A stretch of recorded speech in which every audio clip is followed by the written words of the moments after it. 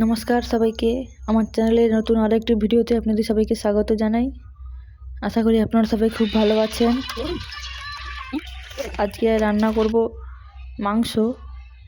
আর এই মাংসটা আমি একেবারে কম তেলে কম মশলায় রান্না করব মাটির উনুনে। তো প্রথমে মাংসটা ম্যারিনেট করে নিচ্ছি। এখানে 1.5 কেজি মতো মাংস আছে। পরিমাণ মতো লবণ, 2 চামচ হলুদ গুঁড়ো, 2 চামচ লঙ্কা গুঁড়ো এবং কিছুটা তেল দিয়ে ম্যারিনেট করে নিয়েছি।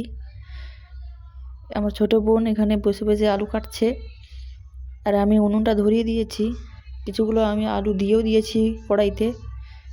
আর যেহেতু খুব কম তেলে রান্না করব, তাই খুব কম তেল দিয়েছি কড়াইতে আলুটা ভাজার সময়ও। আপনারা দেখতেই পাচ্ছেন একেবারে কিন্তু কড়াইতে তেল দেখাই যাচ্ছে না।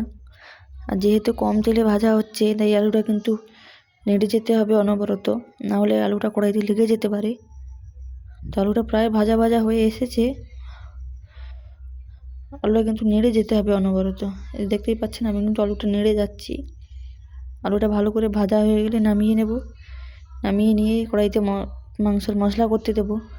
এই যে আলুটা খুব ভালো করে ভাজা হয়ে গেছে, এর থেকে আর বেশি ভাজার দরকার নেই। এবার আলুটা নামিয়ে নেব, নিয়ে কড়াইতে মশলা করতে দেব।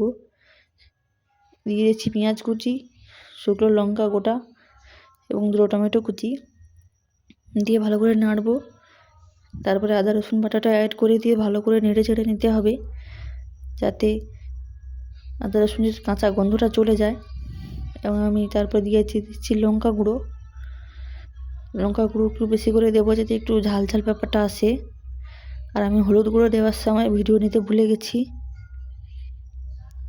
তো লঙ্কা গুঁড়ো দিয়ে নেড়ে চেড়ে একটু জল অ্যাড করে মশলাটা ঠিক এরকম করে নিতে হবে। সম্পূর্ণ যেহেতু গ্রাম্য পদ্ধতিতে আজ রান্নাটা হচ্ছে, তাই আমি তেমনভাবেই দেখাচ্ছি আমাদের গ্রামের দিকে যেভাবে রান্না হয়।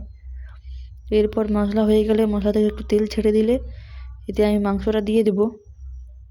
আর মাংসটা যেহেতু আমি কষা মাংস করব, তাই বেশি জুস রাখবো না। তো এইভাবে মশলা করে নেড়ে চেড়ে নিলেই মাংসটা কষা হয়ে যাবে। আপনারা ভালো করে নেড়ে চেড়ে নেবেন। দেখতেই পাচ্ছেন আমি কতটা কম তেলে রান্না করছি। তো আজকের মতো এইটুকু। সবাইকে ধন্যবাদ আমার ভিডিও দেখার জন্য।